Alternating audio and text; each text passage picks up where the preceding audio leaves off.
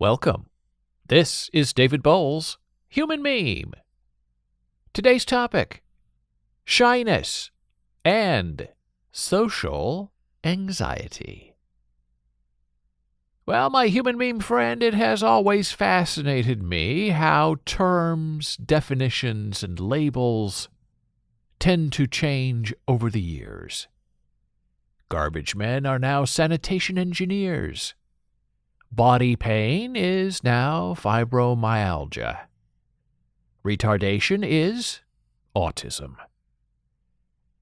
And the reasons for this relabeling is to soften the terms of acceptance for the non-average condition of the afflicted person. Now, when I was growing up 50 years or so ago in the Midwest, there was no such thing as fibromyalgia or autism. And then, over time, fibromyalgia started to become a thing. And over the past 10 years or so, a new definition, if you will, a definition of an unexplained catch-all condition doctors still do not really understand. And so fibromyalgia became a label, a catch-all diagnosis, because medication, big money, big pharma, was invented and then applied to this unknown, undefined condition we now call fibromyalgia. And so in some ways it's a backward circumstance of diagnosis and labeling. It was the medication that defined the diagnosis. And now, once you have the fibromyalgia label applied to you, you get your medication. And you don't get diagnosed with fibromyalgia to not get medication. Nobody with fibromyalgia is not on some kind of medication because traditional medical, doctor, science, big pharma, economics don't work that way. What's the purpose of a new diagnosis? What is the purpose of the application of a new label without an interceding and intervening medical intervention? And that intervention is designed to make big pharma big money. And if the patient feels a little bit better with some medication and a diagnosis so they don't feel abandoned, well, that's a good thing.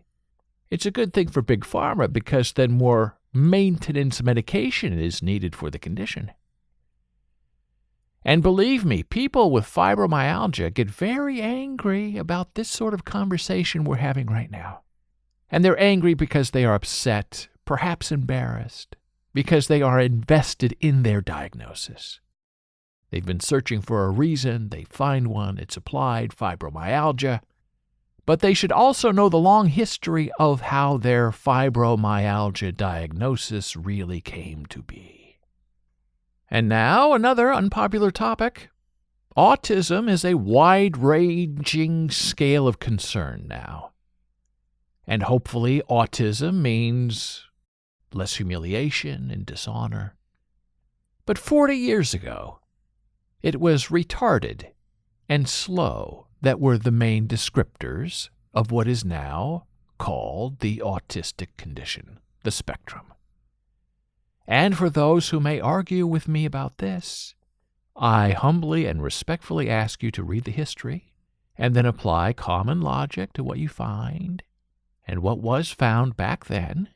And if you still want to argue autism is not what we used to consider retardation in the past, okay, that's fine. But what happened to all those people labeled retarded in the past today? Where are those people now? Has the condition, formerly known as retardation, disappeared? If yes, why?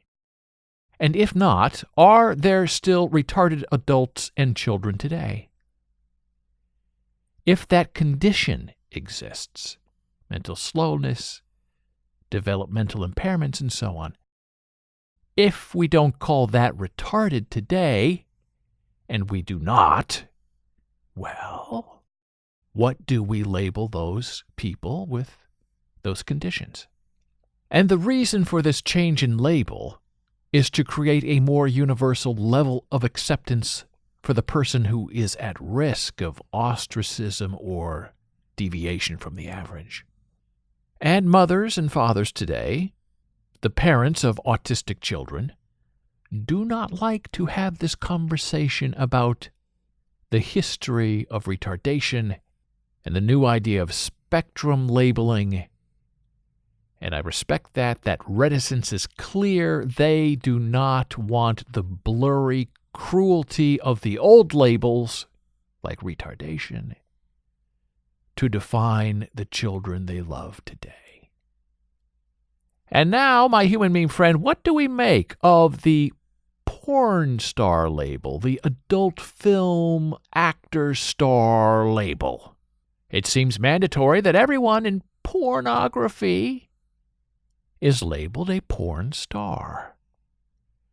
But in the regular movies, the mainstream cinema, well, those people are just actors. And only the most famous, the select few, are considered movie stars. The bar is set lower for the porn star than the movie star, because the negative connotation for working in porn is much more a deficit for the soul than working in regular movies. And I realize that isn't saying much.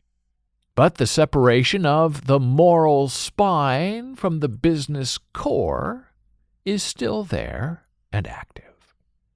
And after all of this concern about labeling, I now confess I am not immune from these obtuse new labeling rules that transgress over time.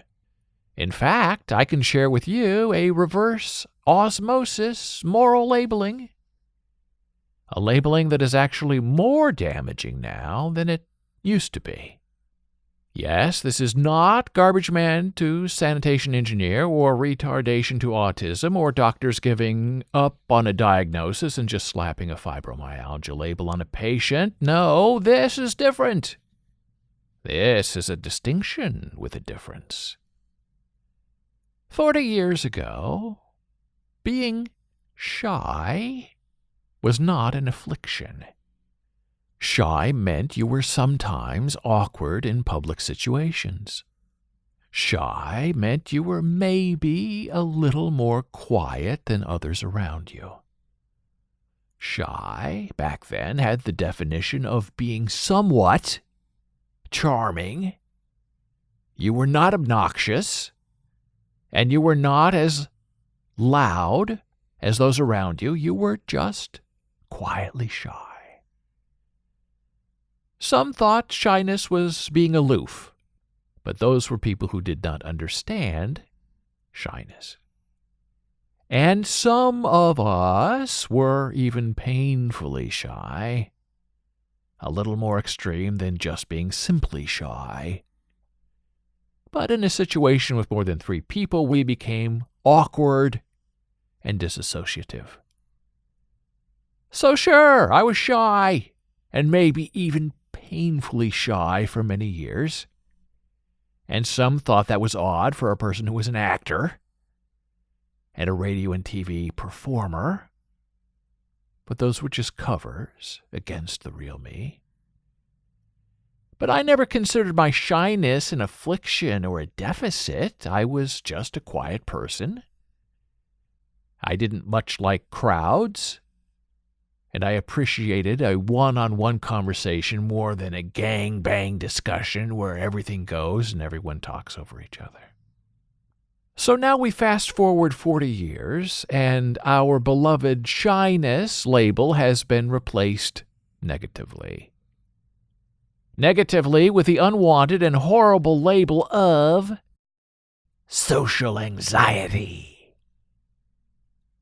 Yes, shyness is out, and anxiety is in.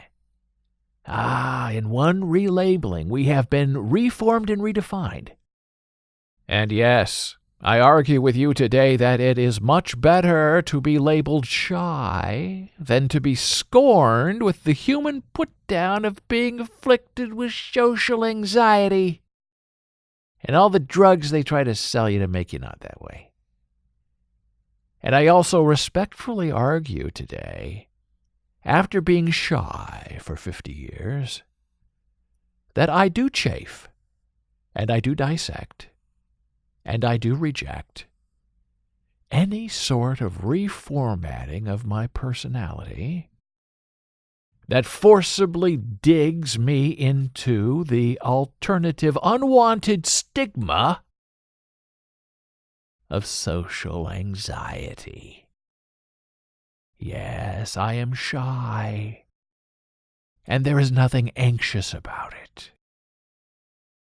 And now, my human meme friend, I thank you from the bottom of my social awkwardness for being my friend.